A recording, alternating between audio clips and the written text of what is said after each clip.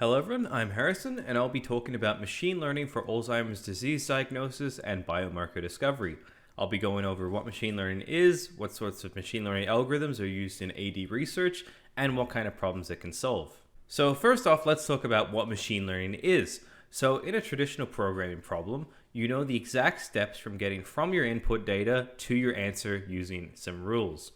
So an example of this is classifying a patient as frail or MCI. So for each of these, you have the data. So in the case of frailty, you have things like grip strength, weight loss, walking speed, and you have the rule that if they meet 3 out of 5 criteria, they're classified as frail. Similarly, in the case of MCI, you have things like neuropsychological test results or memory complaints, and you see if they meet the criteria in the 5+1 approach, and if so, then you classify them as MCI. However, in the case of machine learning, you don't know the exact steps to get an answer from the data. You could have some data and the answer a classification for that data, and then you want to learn the relationship between the two so you can classify data that you don't have the answer for. So an example for this is if you have some MRI data and the clinical diagnosis of Alzheimer's disease or healthy for that data, and you want to find the relationship between the brain activity and the disease. Machine learning can help solve this problem, so then you can look at MRI scans in the future of patients that you don't know the classification of, and then classify if they have Alzheimer's disease or not. So the first type of algorithm that I'm going to talk about is support vector machines, or SVMs for short. These are one of the most popular machine learning algorithms for AD research, as you can see from the findings of these 3 review papers that we'll discuss later. SVMs work by finding a boundary between the 2 classifications that has the largest distance between the 2 closest points of each type and that boundary. This means it works really well for binary classification. So if you're trying to predict between normal aging and AD, or MCI versus AD, for example. The algorithm is also pretty straightforward to interpret results, which makes it useful for biomarker detection, and it requires less playing around with to get working, so it's handy for less experienced programmers. Another common approach that has seen a lot more investigation in recent years is deep learning. So deep learning is the use of artificial neural networks, as seen in the image in the top right here. I'm not going to go into detail on how exactly they work, but just know it's able to learn much more complex and nonlinear boundaries, as shown in the bottom right. This makes it really useful for image-related data such as MRI or PET scans.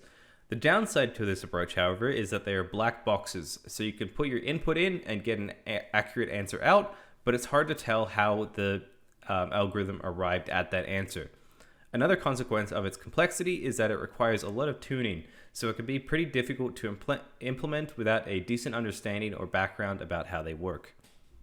So let's talk about some applications of machine learning in Alzheimer's research.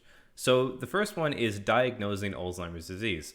So Pellegrini et al. Looked at a bit over 100 studies related to using machine learning to differentiate between healthy aging and dementia, and they found 76 studies relating to Alzheimer's disease and noted that the accuracy on average was highest for differentiating between AD and healthy controls, with a range from 80% to 100% accuracy, compared to MCI versus healthy and MCI versus AD, which each had a range of around 60 to 90% accuracy. This image on the right-hand side is from the review paper and shows the accuracy of these studies. The blue is showing healthy versus MCI, and the red is showing healthy versus AD. A different review study done by Tanvir et al. Looked at studies using different image modalities as inputs to machine learning models to predict AD, and they found that SMRI, structural MRI, was the most popular modality for both SVM and deep learning, and they noted that studies mostly used only a single modality. Some studies, such as Ramuri et al., did, however, notice that once including other information such as demographics or genetics alongside the image modality, improved the classification between healthy and AD. One important study that I want to talk about is from Chu et al. So they developed a deep learning framework for classifying between cognitively normal and clinical AD using the combination of MRI, age, gender, and the results of the mini mental state examination. They trained this model using the data from the Alzheimer's Disease Neuroimaging Initiative, ADNI, which had 417 samples, and then they tested it using 3 other datasets. So they tested it on some samples from the ADNI dataset that the model hadn't seen before and found it had an average accuracy of 96.8%. They also tested it on the AIBL, FHS, and NACC datasets and got accuracies of 93.2%, 79.2%, and 85.2% respectively. So these are really good results, especially testing on other datasets. After testing their model on the 4 different datasets and seeing favorable results, Chu et al. Then compared their model with the results of 11 neurologists. The neurologists were given the same input as the model, so the MRI, age, gender, and MMSE test results, and had to classify the sample as either healthy or AD. And it turned out that the model trained with only the MRI data slightly outperformed the average neurologist accuracy, and once the other variables were given to the model, the accuracy greatly improved and further outperformed the neurologists. So as we can see, this model performs great and can compete with the neurologists, but there are some limitations that need to be discussed. So first off, the neurologists only got to see the same data that the model did. They didn't get to meet the patients and talk to them, they didn't get to see any other test results or brain scans, and they didn't get to hear about any other symptoms. Another issue is that this model only classifies between healthy and AD.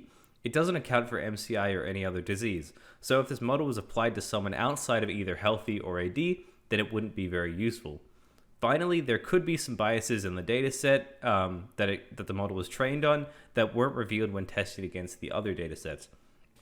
The dataset does have some good diversity, but it still may leave out some demographics, and thus the model can't be fully trusted on everyone. But this model could be used alongside neurologists to assist in diagnosis, possibly making it faster and more accurate. And because they developed a framework, it could be trained on a larger, more varied dataset, covering a wide range of possible classifications to be even more powerful. Another problem that can be tackled with machine learning is predicting if someone with MCI will remain as MCI, referred to as stable MCI, or if they will progress to Alzheimer's disease, referred to as progressive MCI. So Grussel et al. Looked at 116 articles related to this problem and noted that 107 of the studies used the AD&I database, which has a 3-year follow-up period to check if someone has transitioned from MCI to AD. The neuroimaging types included MRI, PET, a mixture of both, and MEG. Different model features included whole brain volumes, glucose metabolism intensity, genetic features, neuropsychological test results, and demographic variables such as age or gender. The SVM and deep learning models had around 70 to 80% accuracy, so they're not accurate enough to automate diagnosis, but they can assist clinicians in identifying high-risk MCI individuals.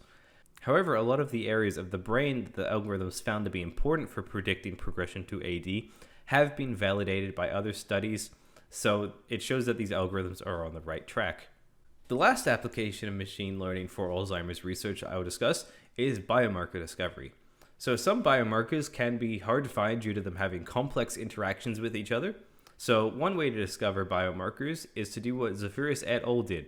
So they first built an artificial neural network to classify it between healthy controls and AD based on gene expression data, and then they used an interaction algorithm to quantify the influence that multiple genes have on the expression of some other gene. Then they separated the data to only include genes from the hippocampus of AD patients and used the gene interactions to get the 50 most influential genes and 50 most influenced genes. It's a bit hard to see, but the image here shows 500 genes from the hippocampus of AD patients and 1,000 notable interactions between them. Another approach to finding biomarkers is what Huang et al. Did. So they took 335 known AD-associated genes from other studies and looked at a large gene database to find 335 genes that have the least interaction with these AD-associated genes. They then built an SVM to predict if a gene was AD-associated or not by training it on these 670 genes. For the features, they used gene interactions from a brain-specific gene network. So each feature was how much the input gene interacted with one of the AD or non-AD genes. They then found that the model had an accuracy of 84.56% and applied it to more than 20,000 genes to get a number of AD predicted genes. The last step they did was that they applied some statistical approaches to compare the predicted genes with the known AD-associated genes, and then they finally arrived at 823 AD predicted genes with high confidence. So I think it's important to discuss the challenges or limitations of machine learning in this context. So the first one to discuss is ethics issues. As mentioned earlier, there can be some biases in the model since the model is heavily dependent on the dataset it's trained on. So if the dataset fails to account for a demographic or there's an issue in data collection, then the model will reflect this. Another ethics issue is using the model itself. So if a clinician relies on the model and it makes a mistake and labels someone as healthy when actually they have Alzheimer's disease, who gets the blame in this case? Is it the doctor? Is it the programmers? Is it the creator of the dataset? There's not a clear answer to this problem. Another issue that comes up a lot is that many datasets have a low number of samples but a high number of variables. So you run into the issue of overfitting versus generalizability, which is basically that you can get a really high accuracy on your training dataset and your model looks really good, but in actuality, it doesn't generalize well to new samples, especially those outside of your dataset. The last issue I'll discuss is that many of these papers are written for a computing science or engineering audience, so they don't go deep into the clinical information that is required to apply these methods and recreate results, such as patient demographics or the data acquisition protocols. But let's end on a high note and summarize how machine learning can assist in Alzheimer's disease research. So for diagnosing AD, we've seen that machine learning models can achieve a high accuracy between healthy aging and AD, and they can also achieve a moderate to high accuracy in classifying between MCI and AD and normal aging and MCI. These models can also be built on a wide range of different inputs, such as medical imaging or demographic information, so they can be applied in a lot of different scenarios, and they can be used to assist clinicians in diagnosing AD faster and with a higher accuracy. For predicting progression from MCI to AD, machine learning can predict the probability of someone progressing to AD. So this is related to the high-risk approach we saw in the Landmark study, in that the models can identify at-risk individuals early on and determine their most influential risk factors in this progression. Finally, for biomarker discovery, machine learning can detect novel biomarkers that have complex interactions and were previously hidden from other approaches. These predicted biomarkers can then be validated by further studies and can help influence further AD research and treatments to slow or hopefully stop the disease. Thank you very much for listening. I hope you enjoyed this talk and found it informative.